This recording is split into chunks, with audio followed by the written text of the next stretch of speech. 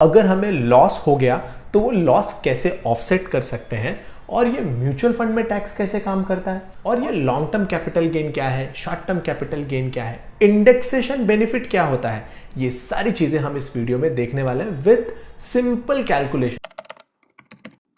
तो stock market के tax को समझने के पहले दो इंपॉर्टेंट टर्मिनोलॉजी समझ लेते हैं। Number 1 long term capital gain और number 2 short term capital gain.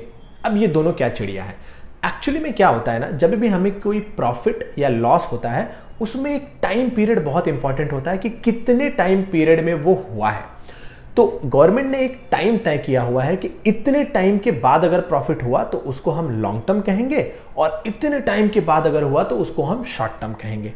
Okay, तो जो इक्विटी इन्वेस्टमेंट है ना, यानी कि स्टॉक्स, अब चाहे स्टॉक्स आपने खुद से खरीदे हो या फिर आपने म्यूचुअल फंड में इन्वेस्ट किया और म्यूचुअल फंड ने वो स्टॉक्स खरीदे हो, दोनों केस में कहा तो उसको इक्विटी ही जाएगा। तो जो म्यूचुअल फंड वाला कंफ्यूजन है वो यहां पे क्लियर हो गया। तो इक्विटी के केस में 1 साल को लॉन्ग टर्म माना जाता है और 1 साल से कम को शॉर्ट टर्म माना जाता है।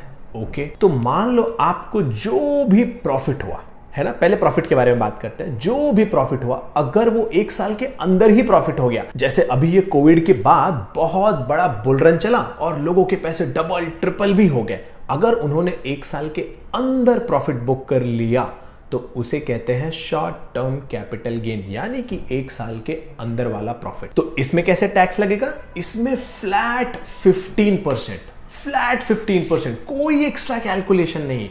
मान के चलो आपने 1 लाख रुपए इन्वेस्ट किए थे और अगर वो 2 लाख हो गए तो 1 लाख का आपका प्रॉफिट बना, और इस 1 लाख के प्रॉफिट पे आपको 15% टैक्स यानी कि 15,000 रुपए देना पड़ेगा। इक्विटी के मामले में short term is like very easy, 15% tax आपको देना है। डन। अब बात करते हैं लॉन्ग टर्म के बारे में कि अगर 1 साल के बाद प्रॉफिट बुक किया तो क्या? तो देखो, अगर आपने 1 साल के बाद प्रॉफिट बुक किया है तो आपको फ्लैट 10% टैक्स देना है। That's it. और हां, एक अच्छी बात यह भी है कि 1 लाख के प्रॉफिट तक कोई टैक्स नहीं है, कोई भी टैक्स नहीं है। अब मैं आपको एक छोटा सा एग्जांपल बताता हूं। मान लीजिए आपने 1 लाख रुपए इन्वेस्ट किया और वो 2 लाख बन गया। अब आप प्रॉफिट बुक कर रहे हो और 1 साल के अंदर यानी 11वें महीने में ही प्रॉफिट बुक कर लिया, तो आपको 1 लाख रुपए पे 15% टैक्स देने पड़ेंगे।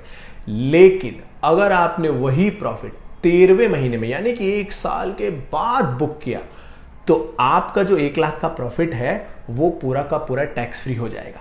क्यों? क्योंकि लॉन्ग टर्म में आप चले आए और लॉन्ग टर्म में 1 लाख रुपए तक कोई टैक्स नहीं लगता। लेकिन 1 लाख के ऊपर फ्लैट 10% का टैक्स लगता है, फ्लैट 10% का टैक्स लगता है। और हां, यहां पे ना एक छोटा सा ट्रिक भी है। बहुत सारे लोग क्या करते हैं, जैसे मैंने स्टॉक्स खरीद के रखा हुआ है, मान लो मेरा 10 लाख का पोर्टफोलियो है और मुझे 1 लाख का प्रॉफिट हो रहा है ना, तो मैं क्या करूंगा, 1 लाख का प्रॉफिट बुक कर लूंगा, यानी 90,000 या 95,000 का प्रॉफिट बुक करके फिर से उसका स्टॉक खरीद लूंगा, वही सेम स्टॉक फिर से खरीद लूंगा। तो अब मुझे टैक्स भी नहीं देना पड़ा, प्लस ये मेरा बेस कैपिटल अमाउंट बन गया। इसको टैक्स हार्वेस्टिंग कहते हैं। इसको मैं थोड़ा और अलग तरीके से बताता हूं। मान लो आपने 10 लाख रुपए इन्वेस्ट किए, अब 3 साल में ये आपका बन गया 15 लाख रुपए, तो आपका टोटल गेन कितना हुआ? 5 लाख का। अब 5 लाख रुपए पर से 1 लाख रुपए आपको तो फ्री हो गया, कोई टैक्स नहीं। बचे हुए 4 लाख रुपए पे आपको 10% टैक्स यानी कि 40,000 रुपए टैक्स लग जाएंगे। बट इसको भी अगर आप बचाना चाहते हो तो आप क्या कर सकते हो? 10 लाख रुपए आपने इन्वेस्ट किया था, ओके, जैसे ही 1 साल बीता और आप देख रहे हो कि आपके पोर्टफोलियो में ना 11,20,000 हो गया है, तो आप क्या करोगे, उसमें से ना 90,000 या 95,000 या एग्जैक्ट 1 लाख प्रॉफिट निकाल के फिर से री इन्वेस्ट कर दोगे। अब आपका टोटल अमाउंट 11,20,000 का ही रहा, लेकिन कैपिटल बेस अमाउंट कितना हो गया? 11 लाख का हो गया। और नेट प्रॉफिट कितना दिखेगा? सिर्फ 20,000 का। ओके, और आप सोचो अगर आप हर साल ऐसा करते रहे, अब चूंकि आप हर साल ऐसा करोगे तो जो 15 लाख का टोटल अमाउंट दिखेगा ना, उसमें प्रॉफिट सिर्फ हो सकता है 1 लाख या 1.5 लाख का ही दिखे, बाकी सब तो बेस कैपिटल अमाउंट दिखेगा। तो आपको 1.5 लाख या 1 लाख पे ही टैक्स देना पड़ेगा। इसे टैक्स हार्वेस्टिंग कहते हैं। अगर आप इसको और डिटेल में समझना चाहते हो तो कमेंट सेक्शन में बताओ, मैं इस पे आपको डिटेल वीडियो बना करके बताऊंगा कैसे आप टैक्स हार्वेस्टिंग कर सकते हो। तो ये था सिंप्लीफाइड इक्विटी वाला टैक्स। शॉर्ट टर्म में आपको 15% का टैक्स लगता है, लॉन्ग टर्म में 1 लाख तक कोई टैक्स नहीं और उसके ऊपर 10% का फ्लैट टैक्स लगता है। और इस 1 लाख का फायदा उठा करके टैक्स हार्वेस्टिंग भी धीरे धीरे कर सकते हो। ओके, लेकिन व्हाट अबाउट डेट, यानी कि डेट वाले म्यूचुअल फंड। अब डेट का मतलब तो होता है लोन, प्लेन आपने किसी को लोन दे दिया, यही है। अब म्यूचुअल फंड भी क्या करते हैं, आपसे पैसा लेते हैं और अलग अलग कंपनियों को मान के चलो लोन ही दे देते हैं। ओके, अब यहां पे भी long term and short term का ही कॉन्सेप्ट है, लेकिन ना एक थियरी बदल गई है। थियरी ये बदल गई है कि यहां पे लॉन्ग टर्म का मतलब है 3 साल से ज्यादा और शॉर्ट टर्म का मतलब है जाहिर सी बात है 3 साल से कम। इक्विटी में अलग था, इक्विटी में 1 साल को ही लॉन्ग टर्म माना जाता है और उससे नीचे को शॉर्ट टर्म माना जाता है। तो शॉर्ट टर्म का सबसे पहले समझ लेते हैं, बहुत ही आसान है। तो आपको शॉर्ट टर्म में जो भी प्रॉफिट हुआ, जो भी 1 रुपया, 2 रुपया, 5 रुपया, 1 लाख, 50 लाख, जो भी हुआ, वो आपके इनकम में नॉर्मल टैक्स स्लैब जैसा काम करेगा। नॉर्मल टैक्स मतलब आप समझ लो वो आपकी सैलरी की इनकम जैसा माना जाएगा। एग्जांपल के लिए मान लो आपने 1 लाख रुपया डाला और वो 3 साल के अंदर 2 लाख हो गया, अब आपका 1 लाख रुपया प्रॉफिट हो गया। ओके, और मान लो आपकी टोटल सैलरी भी 5 लाख रुपया, तो आपका टोटल इनकम माना जाएगा 6 लाख रुपए का और उसके हिसाब से टैक्स लग जाएगा। तो डेट फंड्स में शॉर्ट टर्म में कोई कॉम्प्लेक्सिटी नहीं है, आपकी इनकम के हिसाब से टैक्स लगेगा। Okay, what about long term capital gain, flat 20% लगेगा। को एक बार एग्जांपल से समझते हैं। मान लो आपने 2015 यानी कि जून 2015 में इन्वेस्ट किया 1 लाख रुपया। ओके, और फरवरी 2022 तक आते आते वो हो गया 1,90,000, यानी कि आपको 90,000 का प्रॉफिट। ओके, तो इस पे जो टैक्स लगता है 20% का लगता है। तो आपका जो भी कैपिटल गेन हुआ है उस पे फ्लैट 20% लगेगा। इतना ही सिंपल है। Yes, flat 20%। यहां तक समझ में आ गया? ओके, अब एक थोड़ा सा ना कॉम्प्लेक्सिटी ऐड करता हूं। तो ये फ्लैट 20% ना एग्जैक्टली इतना फ्लैट है भी नहीं। एक्चुअली इसमें इंडेक्सेशन बेनिफिट हमें मिलता है। एग्जाम्पल के लिए, चूंकि आपका 90,000 का प्रॉफिट था, 20% का टैक्स आपका 18,000 रुपए होता है। बट आपको 18,000 नहीं देना, आपको एक्चुअली 18,000 से कम देना है। हाँ, 18,000 से कम देना है। इसमें होता है एक इंडेक्सेशन बेनिफिट। अब इंडेक्सेशन क्या होता है? देखो, इन्फ्लेशन बड़ी ना दुष्ट चीज है, वो हमारे पैसे को कमजोर कर देती है, खराब कर देती है। हमारी प्राइसिंग पावर जो है ना, हमारे पैसे की जो पावर है ना, वो एकदम घटाती चली जाती है। तो हर साल 5%, 6% ऐसा इन्फ्लेशन लग जाता है। ओके, तो गवर्नमेंट क्या बोलती है कि भैया हम इन्फ्लेशन वाला जो बेनिफिट है वो आपको दे देंगे। उस इन्फ्लेशन के बाद आपका जो पैसा एक्स्ट्रा बना है उस पर 20% लगेगा। ओके, तो क्या ये कैलकुलेट करना बड़ा टफ है? आंसर है नहीं, इतना भी टफ नहीं है। तो ये देखो, एक इंडेक्सेशन का आपको नंबर दिख रहा होगा वीडियो पे, तो ये हर साल का इंडेक्सेशन का नंबर है। तो अब क्या होता है इसमें, आपका 90,000 का प्रॉफिट है। ओके, इस पे ना इंडेक्सेशन लगाते हैं। तो आपने इन्वेस्ट कभी किया था 2015 में, उस वक्त इंडेक्सेशन की वैल्यू क्या थी? 254। ओके, आपने रिडीम कभी किया?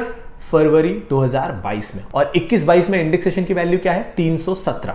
ओके, तो 90,000 मल्टीप्लाइड बाय 254 डिवाइडेड बाय 317, यानी कि 2015 का इंडेक्स डिवाइडेड बाय 2022 का इंडेक्स इनटू आपका जो भी प्रॉफिट हुआ है। तो अमाउंट निकल के आता है लगभग 72,000 रुपीज। तो आपको इस 72,000 रुपीज पे 20% टैक्स देना है, जो कि आता है लगभग 14,400 रुपया। आपको स्क्रीन पे भी दिख रहा होगा। क्या इसमें कोई टैक्स वैक्स बचाया जा सकता है? हाँ, थोड़ा सा अगर आप मैथमेटिक्स जानते हो तो बचाया जा सकता है। कैसे? आपने पैसा कभी निकाला?